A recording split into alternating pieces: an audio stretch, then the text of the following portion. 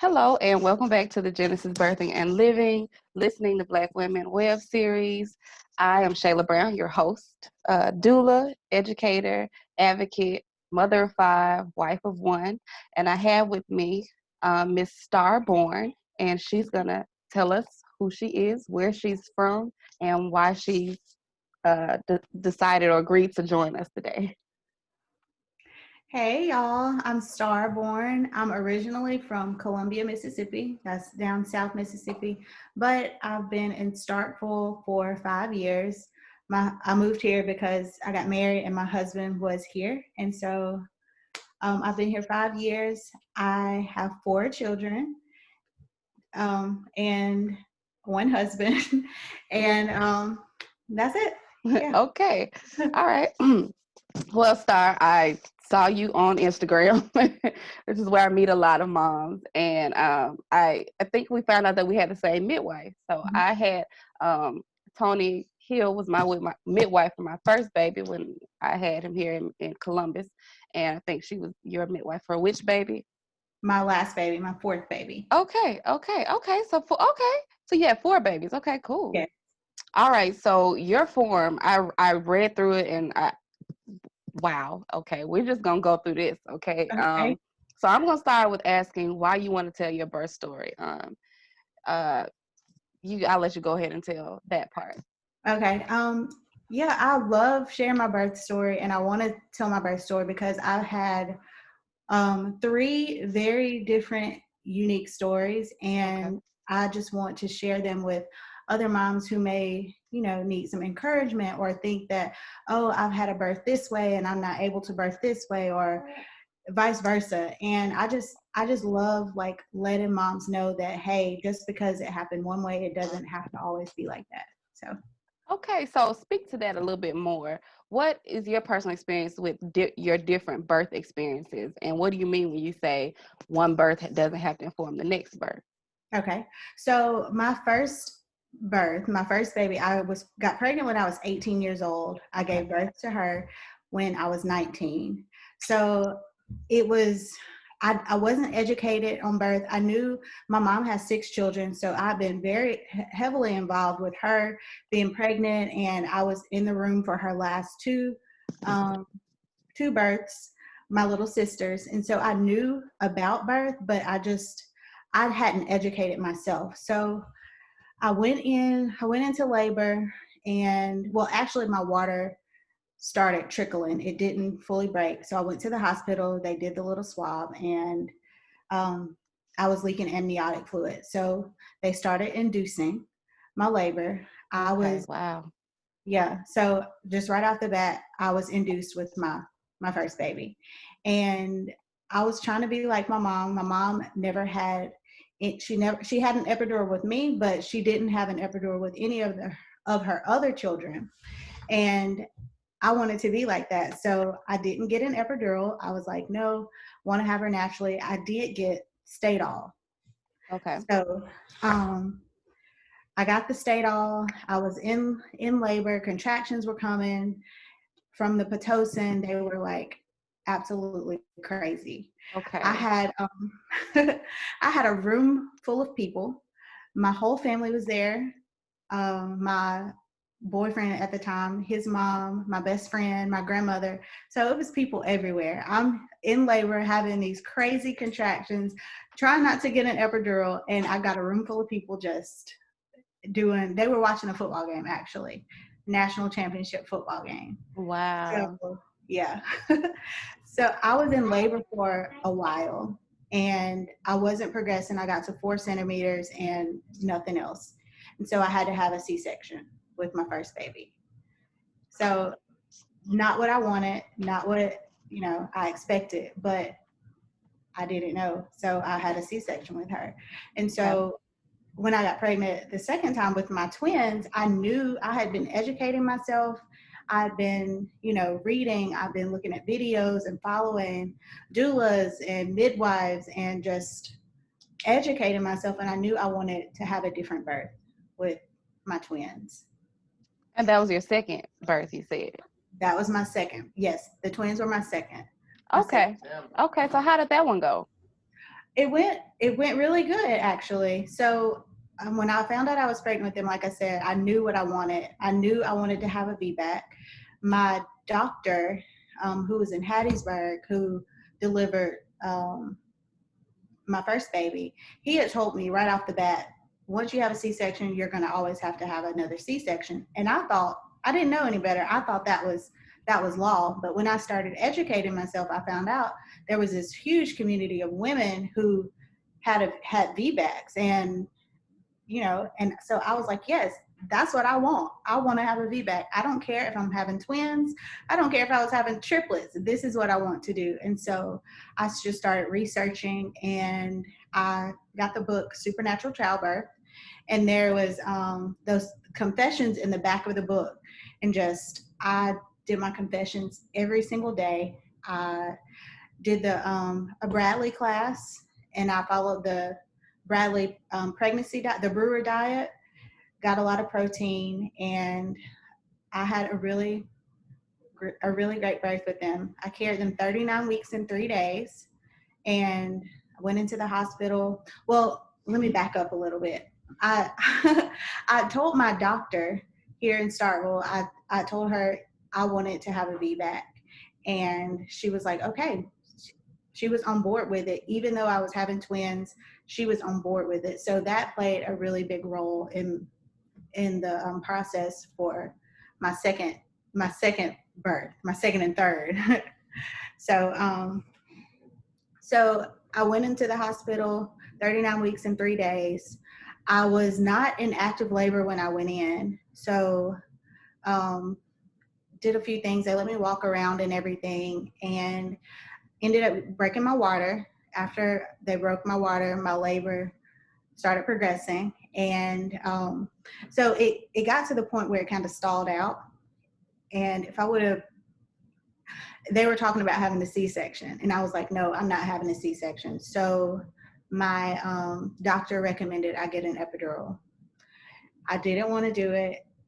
That's something that I've been praying for, but I talked to my husband, and I felt at peace about it. And I can't hear you. Are you? Yeah, I just have Okay. I have my side muted because I got kids and stuff, and I don't want to interrupt Okay. you. So. All right. Okay. Sorry, but I've been praying about that, and so my husband, we prayed about it in the hospital. I felt at peace about it, and I got the epidural. And so it wasn't long after that, my doctor came in. She was like, look, I really don't want you to have a C-section. And the way it's looking like you're gonna have to have another C-section. So, and I was like, no, I'm not having a C-section. Like, that's out of the question. They brought the paperwork in. Can you sign this paperwork? It's like, no, I'm not signing the paperwork because I'm not having a C-section. I am gonna push these babies out. And so she was like, well, let me start you on a low dose of Pitocin. Did not want to do that, but I was like, okay. So she started me on the lowest dose, and a couple of hours later, I was pushing out the twins, and I had a successful VBAC with my twins. Yes. Wow. Okay. So many things there. Okay. So first of all, the fact that you were pregnant. Okay. The VBAC. First of all, the fact that you had a cesarean, and so that's one odd that you went up against, and you kind of faced and was like, oh, I'm gonna have, a VBAC. That's one thing. But to have twins on top of that and be like, oh no, I'm still gonna have a VBAC, and then to get to the place where it's like, it looks like you're gonna need a C-section. You like, no, I'm not signing no paperwork. I'm gonna have this VBAC, and then to have it in a hospital, you said? In a hospital, yes. Wow. In Mississippi? Yes. In Mississippi. In Wow. Mississippi. Wow. Yes. Wow. Now, looking back, what do you think made the difference for you? Because a lot of women go in with your story and they're not successful. What do you think, just in your own wisdom, in your own words, made the difference for you and how you had the outcome that you had, and maybe why why you had the outcome you had, I guess? Well, I think the first thing is I knew what I wanted, and I wasn't going to take no for an answer. So that, yeah. I think knowing what you want and knowing, like, no matter what people tell you, they can't make you change your mind. They can't say, oh, well, you can't do a VBAC or you're not a candidate for a VBAC, because I don't care what you say. I know that I am. Amen. And and then finding a provider who was on board with it. Because a lot of times you say, well, I want to have a VBAC. And they're like, we can let you try for a VBAC. No, I don't want to try for a VBAC. I am going to have a VBAC. Okay. You know? And I think just having that conversation with your provider up front, and my doctor, she told me that I was going to have to, that she didn't want me to go 40 weeks. And I was like, I said that I wanted to go 40 weeks with these babies. And I went 39 weeks and 3 days. I think that was pretty darn close, So it's just, first of all, your mindset, then find a provider who listens to you and listens to what you want. And if they don't listen, it's okay to find somebody else who will listen. And that's so true. Will let you have the birth that you want and the birth that you deserve. Yeah. That is so good, Star. That is so good. So after that experience, have you coached any other women, or have you met any other women who are thinking about VBACing or wanting to VBAC, or who are pregnant with twins and are being told things like, you have to have a C-section or whatever? Or have you attended any births with anybody? How has this experience helped you to help other women so far? Okay. Well, last year I had a lady reach out to me from my midwife actually asked me to talk to her about my experience with having a VBAC in the hospital and everything, because she was pregnant with twins, and she wanted to have her twins. I don't think that she had a previous cesarean, but I know she wanted to have a VBAC with her twins. So, and I just talked to her and just let her know, if your doctor isn't on board, find somebody who is on board. Because it's one thing, they'll say, oh, I might let you try, and then you get in the hospital and they're like, oh, sorry, C-section time, and then you're just put in a really awkward position. And a lot of times we don't go up against our doctors or don't question them and say, okay, why am I having to do this? But that was a person that I did kind of coach along about having a twin pregnancy in a hospital. Okay, that's so important. That knowing, just to reiterate for everybody, knowing what you want, and being determined, and sticking by it, and then, like you said, educating yourself so that your desires are leaning on something. You have some teeth to your desires, some foundation, something to think back on. Mm-hmm. That's good. Thank you. There was something else you wrote in here that really stood out to me.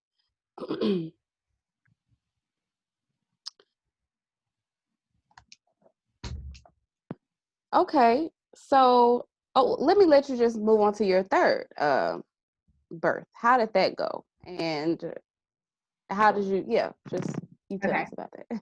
So my third birth was absolutely amazing. After I had the twins, I knew that I wanted to have a home birth. Okay. I knew that. I wanted to have a home birth with the twins, but I kind of let fear get involved because I was having twins. So, but I knew if I got pregnant again, that I was going to have a home birth. Okay. And so right off the bat, I found out I was pregnant. I met with my midwife, I think a week or two after I found out that I was pregnant.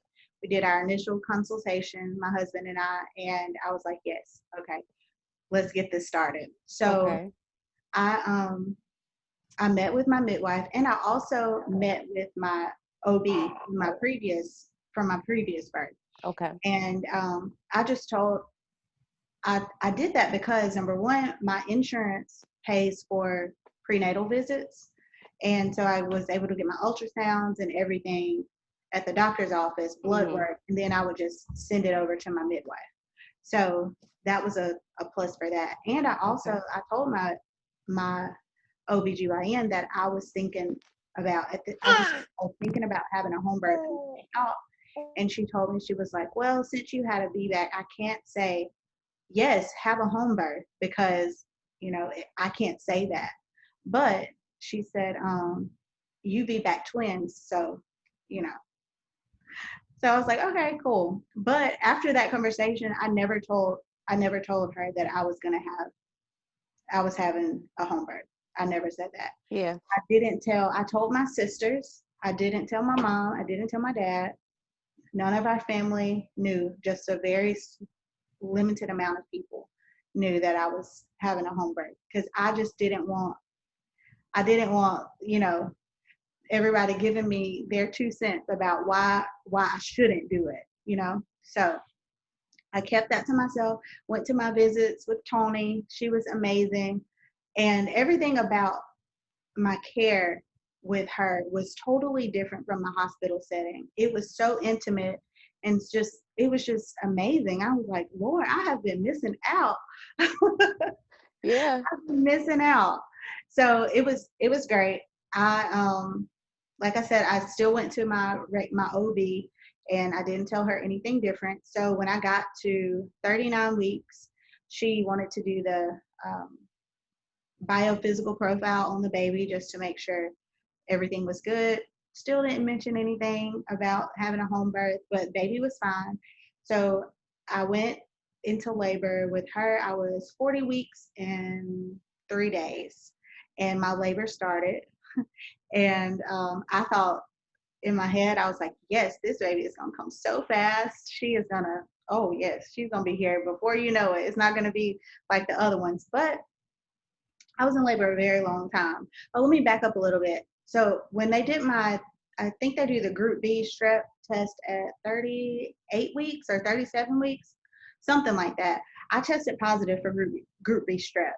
So I let my midwife know. She told me the options that I could take. And I knew that I didn't want the antibiotics because I wanted free range of movement. I didn't want to be hooked up to anything. So we just said that we did not do any cervical exams or anything. So even at my doctor's appointments, when I hit 36 weeks, they said, oh, we're going to check your cervix today. And I was like, no, I don't want my cervix checked. Like I let them know that. So every appointment I went to, she said, do you want your cervix checked? And I said, no, ma'am, I don't. So I did not have any cervical exams with this baby. None at all, not even with the midwife. So I was in labor a very long time, didn't have any cervical checks or anything.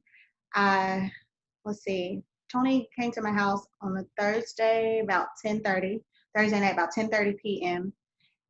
And yeah, labor was intense, and I was in labor for over 24 hours with her. Yes. So I had her that Friday night, September 11th at 11:38 p.m. It was intense, but it was worth it. It was just an amazing experience. Gave birth to her on a birthing stool in my bedroom. My husband called her. It was awesome. Like, it was amazing. Yeah. Okay. Okay. This is all really beautiful because I love how you know exactly what you want, how laser focused you are, or that you have been on getting what you want. I love the not telling nobody, that's really that's a good advice, to keeping I guess to keeping your headspace clear, and keeping your confidence up. So I love that. Um, so can you tell me about your comparisons from your first birth to your second birth to your third birth? What made you say that this third one was so amazing compared to your first one? Okay. Where you had the C-section, of course, and then Mhm. compared to your second one where you had the vaginal birth, but it was still in the hospital setting. So what were some of those differences or some of the things you felt like you missed out on the first time that you got this last time? Okay. The first time, it was everything was so hectic. Being in the hospital setting, I didn't know anything.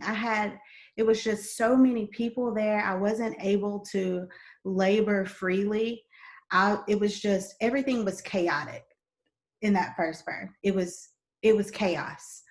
And even after I had Aubrey, my first via C-section, when I got back to the room, I was so cloudy. Like my mama, I have a picture of me trying to nurse her and my eyes are half closed and my mama is just holding her there because I was just so out of it. I had been on Stadol the whole time.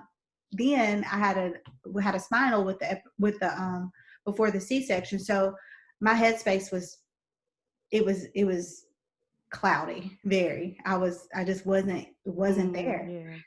And so with my home birth compared to that one, it was just, I was free. I actually got to experience the birth high, as they call it. Like my head was clear. I felt like I was floating. I didn't have like people coming in and out. Like it was just different. It was totally different.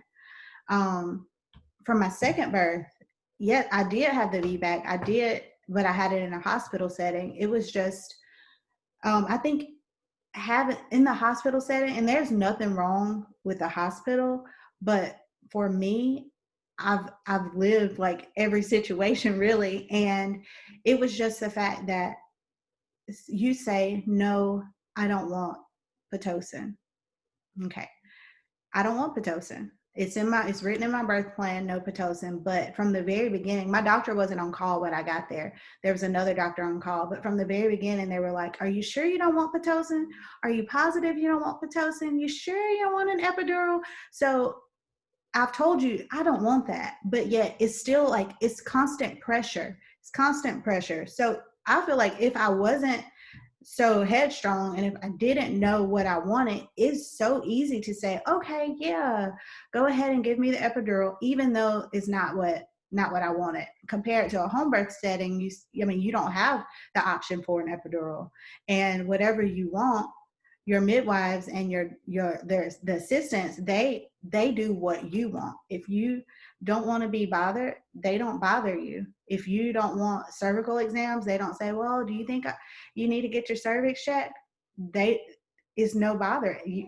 You're just free to do what you want to do. If you want to get on your knees, you get on your knees. If you want to go outside, you go outside. If you want to get in the tub, you get in the tub. So it's just that freedom is freeing.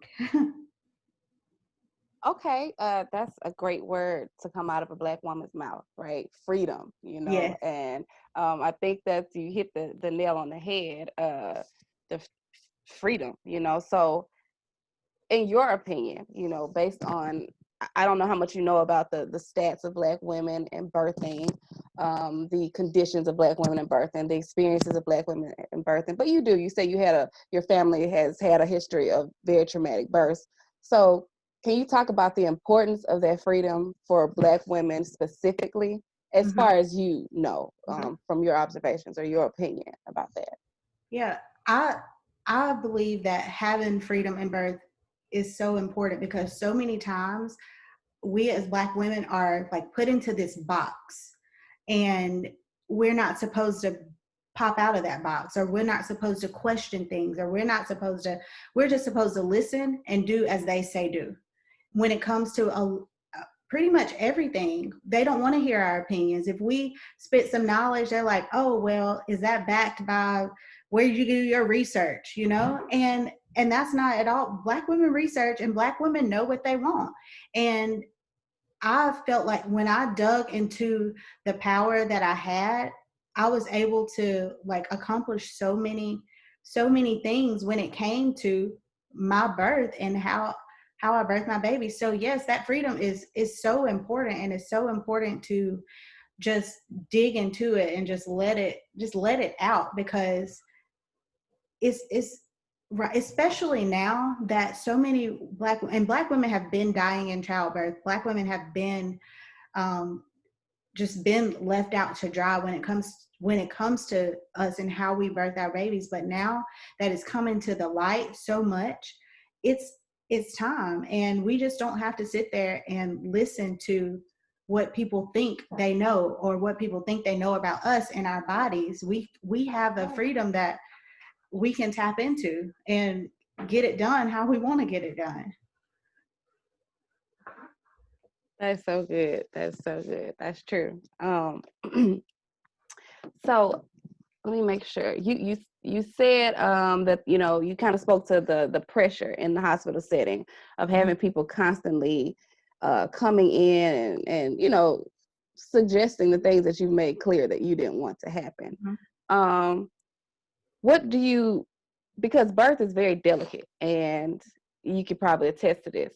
Birth is very delicate, and it's a very spiritual process. It's a very emotional process, and so you kind of have to. You're focusing, just like if we were doing anything else physical, you kind of need to get in this headspace, right? And can you talk about how that pressure, the constant pressure, or the interruption of your birthing, or I guess I won't want to put words in your mouth, but what do you think that the constant pressuring did for your birthing process? It did get me out of, because when I went in, I had this affirmations that I was playing over and over on my phone. That's the only thing I played. I had a birth playlist, but the birth playlist never made it because I had affirmations just going and going. And it kind of like when you're in a zone, like you're in that zone and somebody comes in and says, hey, you think you want some Pitocin now? It takes your mind off of it, and you start thinking like, do I want some Pitocin? They checked me last time and I was only 3 centimeters, and so it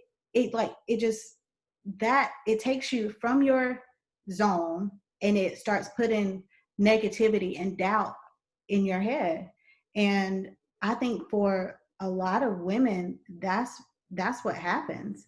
Like, what you want, and then doubt comes in, and the doubt walks through the door, and that can really disrupt your process. It disrupted me numerous times, from even me knowing I didn't want an epidural to just getting asked over, you sure you don't want an epidural? Just because I'm moaning doesn't mean that I'm just in excruciating pain and I want an epidural.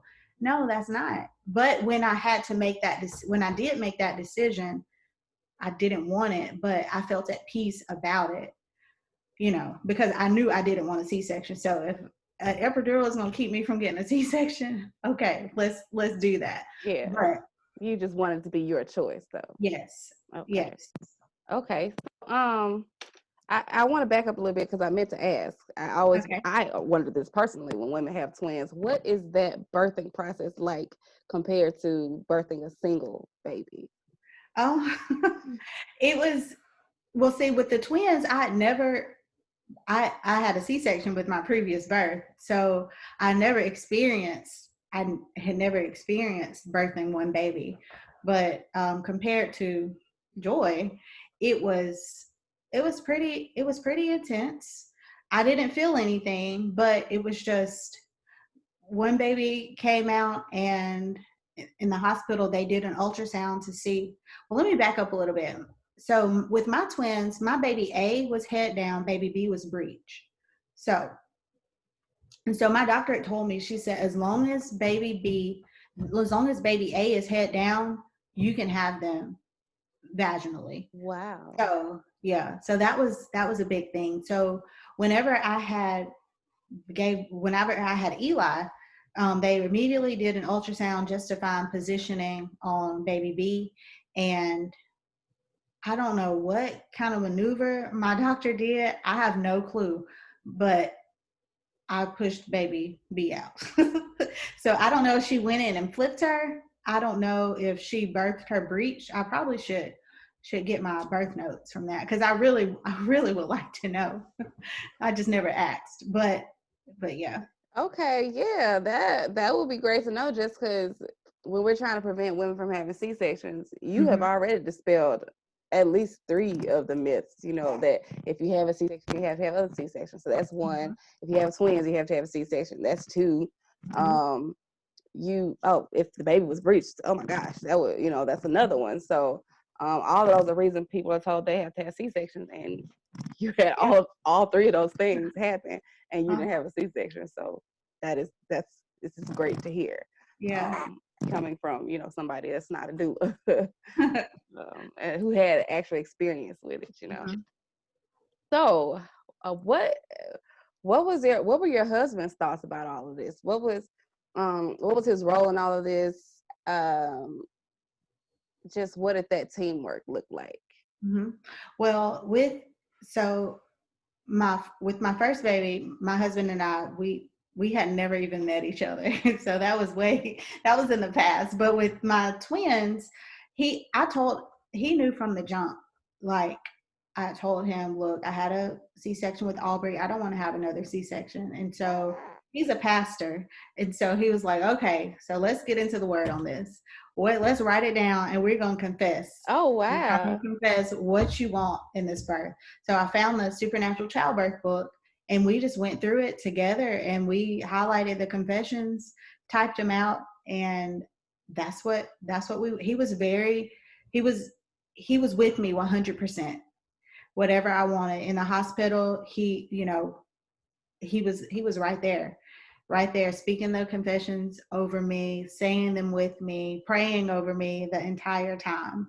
And even with the home birth, I think he was a little hesitant. I know he was a little hesitant about the home birth, but when I told him, hey babe, this is what I want, he was on board. And I heard somebody ask him the other night, he was like, if y'all have another child, would you do a home birth again? And he was like, yes, absolutely.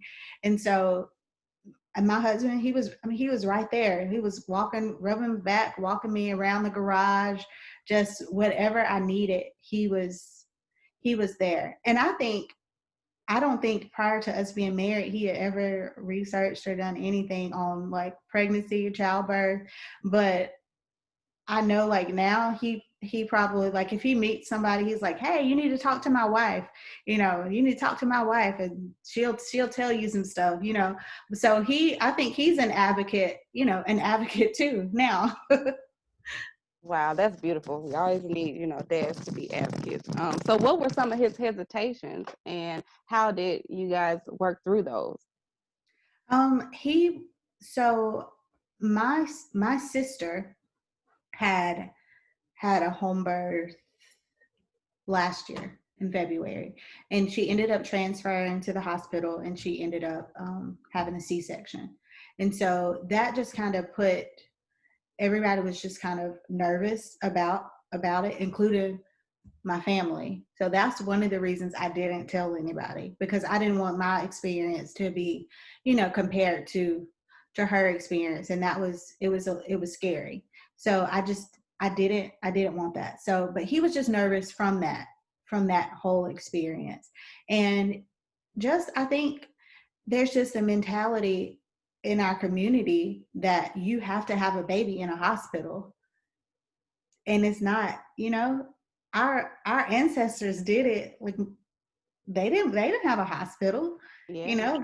They were in their bed, or they were on the floor, or they were in the field having babies. So it's just like, it's kind of hard to get out of that mindset that what if something goes wrong, we need to be in a hospital, but I mean, things go wrong in hospitals. That's how I look at it all the time, you know. But Yeah. that was his thing. And Okay. yeah. Yeah. So, okay, so two things from what you just said. How did what was um his and your sisters and your families, if you guys have I'm assuming you've told them at this point that you Mhm. guys had a home birth and how everything went. How did the results of the home birth, I guess, help to remedy his fears, and your sister, I don't know, maybe, how did that go for her, Mhm. or the rest of your family? Mhm. Well, so before a day before I went into labor, or maybe the same day, I told my mom, I called her and I was like, look, mom, I'm having a home birth.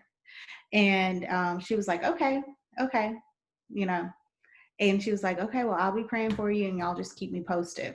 And I told her not to tell my daddy because my dad is very outspoken and he's going to let you know how he feels about everything. But I think she did end up telling him, but he didn't. That I didn't know until after. But after I had the baby, we called my mom and everything, and my dad was like, I told him, I was like, well, Dad, I didn't tell you because I knew how you were going to react. And he was like, you darn right, you knew how I was how I was going to react. He was like, I told your mama, what does she think? Who does she think she is? That's what hospitals are for. She's trying to do some new stuff or whatever, But after I told him the process and everything, he was like, wow, and he was like, he asked me how my midwife knew when it was time for me to have the baby. He was like, did she check you when you were 10 centimeters? I was like, no, Dad, I never got a cervical exam. He was like, what? Like, whoa. So how do you know? I was like, my body just knew what to do. My body just knew what to do. It was like it's a mammalian instinct, instinct. You just know.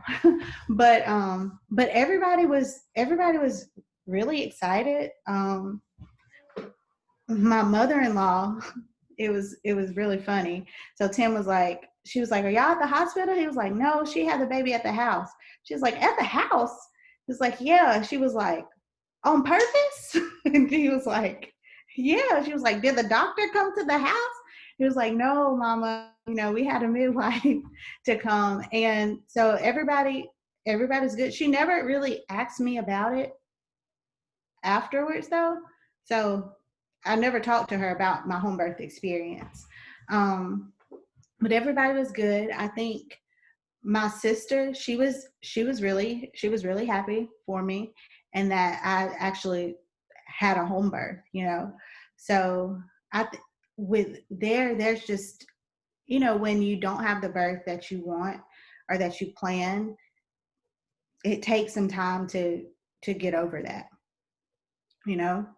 So I think that happened to me after my first birth. Even though I wasn't educated, I was traumatized because that's not what I planned. And it really hurt that I ended up with a C-section. So, but she was very excited for me, like very excited. That's good. That's really good. That's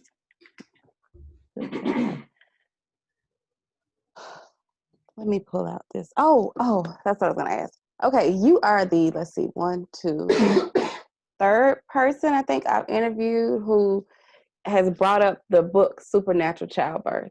Mm-hmm. You spoke a little bit about the confessions.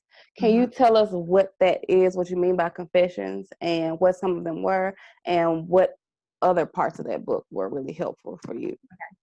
Okay. So in supernatural childbirth is just a woman's testimony about how she wasn't supposed to have children, and she went to the Word. She married her husband, went to the Word, and they started confessing what the Bible said about her not having children, and she ended up having, I think, four children, and it's other women's stories in there too. And so when you get done reading her story, in the back of the book, they're just confessions about threatening miscarriage and confessions about fear. And so what I would do, I got the book, I highlighted the confessions, and that I would just say them, like, the Lord hasn't given me the spirit of fear, but He's given me power, love, and a sound mind, and I will not be fearful when I go in to have these babies. I cast fear aside, and I dwell in peace. Just that. And I really believe that they helped me. I confessed that I would not have to have a C-section, that I would deliver my babies vaginally, and that my body will do what it's supposed to do. I will have contractions, and with every contraction, my baby is coming closer to me. That's not in the Bible, but that was one of my confessions, And so I just, I read the book, and it was just so amazing. Like, wow. So, and really, I knew, God gives you the desires of your heart. And this was a desire of my heart to birth the rest of my babies vaginally. And I got that. And I feel like if I wouldn't, and this is my story, if I wouldn't have put those confessions to work, and if I wouldn't have changed my mindset, I wouldn't have had the births that I had. So and my supernatural childbirth may be different from someone else's supernatural childbirth, but they were all indeed supernatural. Mm. What mindset did you have to shift? I had to shift just the doubt, or what the world says, or what doctors say about how you're supposed to have your babies. I had to take all that out. Just once a C-section, always a C-section. Took it out, threw it out. Okay. Oh, home birth, you need to have your baby in a hospital, threw it out. You know, you're having twins. Oh, your twins are going to be premature. Twins are almost always premature. Took it, threw it out. Oh, with twins, you're going to have to deliver at 34 weeks. Threw it out, just everything. And I flipped it, and I was like, I'm not having premature twins. I'm going to carry my babies full term. I want to carry them 40 weeks, but I carried them 39. And I just took all of that. People will say some stuff, and if you are not strong, and if you haven't made the decision that I'm going to cast this away, it will have your head everywhere. Like I had one person tell me that I needed to be on bed rest, and I was like, why do I need to be on bed rest? I'm fine. I'm 30, 38, 39 weeks pregnant, still going to my girls' softball games. Like that's not a reason to be on bed rest. Just because I'm pregnant with 2 babies, that doesn't mean anything, like it is what it is. And this is me. I'm going to do it. Maybe you had to be on bed rest, but that's not my story. I love that. Okay. Wow. So which was your favorite confession to stand on, or if there was one that I guess was the foundation of your confidence? Because you seem really confident and really adamant about what you're gonna do. Mm-hmm. I don't think I have a favorite. Like I really don't. I just maybe the one about fear, because I feel like fear is the root of so much of so much. If you're fearful, then you're not gonna then you lack confidence. And if you lack confidence, you're not going to say, no, I don't want this. Or so I think just my confession on fear, God has not given me the spirit of fear. Therefore, I'm not going to be fearful when I'm birthing these babies. I'm not going to be fearful while I'm carrying these babies, So Okay. So you talked about having the fetal scalp electrode. I think that's what it is, placed on mm-hmm, your babies mm-hmm. during labor. Is there anything you want to share about that experience? Because I don't know. I just think that's something that women could know more about. So I wish I would have researched that Okay. before it happened, but I was, I was out of the loop, honestly. And so whenever you go in the hospital, they put the monitors on your belly. Mm-hmm. And my twins were very active, and baby A kept knocking the monitor off. And so they were like, we have to keep track of his heart rate or whatever. And so they told me about the fetal scalp electrode. They said, we're just going to put it on his scalp. I didn't know that it was like the little, Yeah, a screw. The screw. Yeah. I didn't know that. And so if I could go back, I would not agree to do that. And when I got it, I couldn't get up out of the bed anymore. So I couldn't walk around. When I got that, everything, I couldn't walk, I couldn't squat, I couldn't do anything anymore.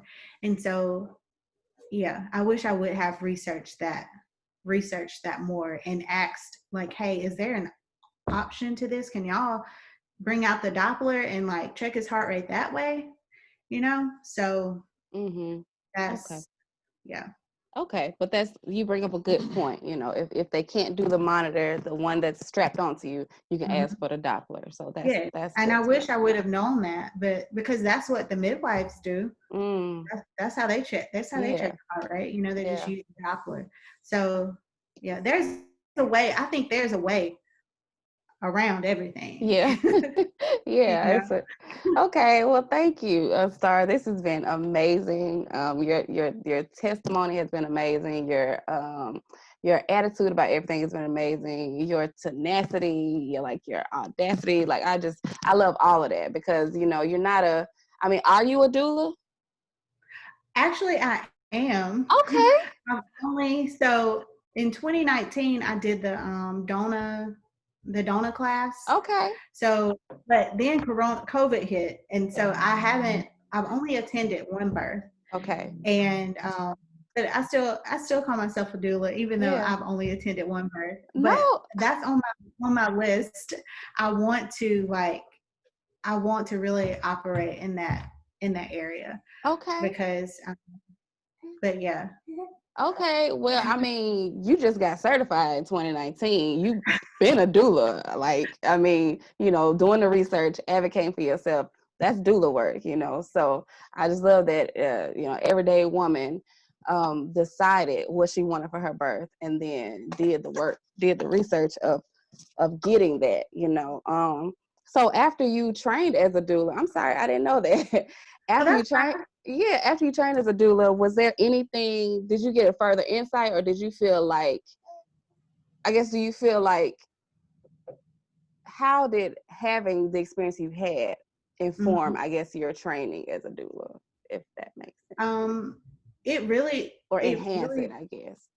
well, it really just kind of brought to light like some of the things they they talked about in my training class, just as far as like advocating and things that you can say no to that you really don't think to, like cervical exams. I didn't, with my first baby, I didn't know that. With even with the twins, I knew it, but I was that's one thing I was fearful about, was saying no, I don't want you to check my cervix. But about this baby, I was like, no, I don't want my cervix checked. So but my experience, I think it did, and because a lot of the things you talk about as a doula, I had went through them already. So yeah. Okay. Well, last thing, and I'll let you go. I see your baby has woke up. Last thing, if for women coming to you later, like your daughters, your daughter-in-laws. I don't know if do you have any sons? I have one. Yeah. Okay. Daughters, daughter-in-laws, nieces, just young women in your church community coming along. What's one thing that you would want to tell them to get them started on the process of preparation for birth? Research.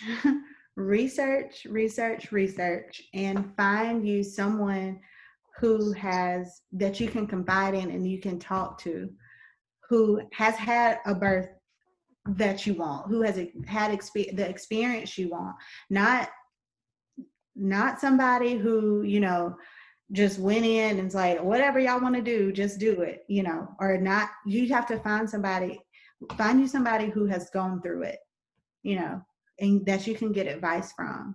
If I want to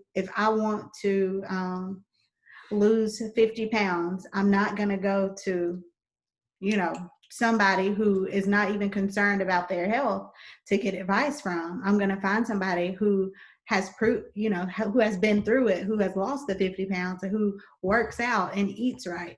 So, and I think it's the same way, with us. If you want to have a VBAC, don't go to somebody who's had 5 C-sections. Go to somebody who's experienced it. That So is real good. yeah. Well, thank you so much, Star. Is there anything else you want to share before we close out that I left out? Anything you want to touch on?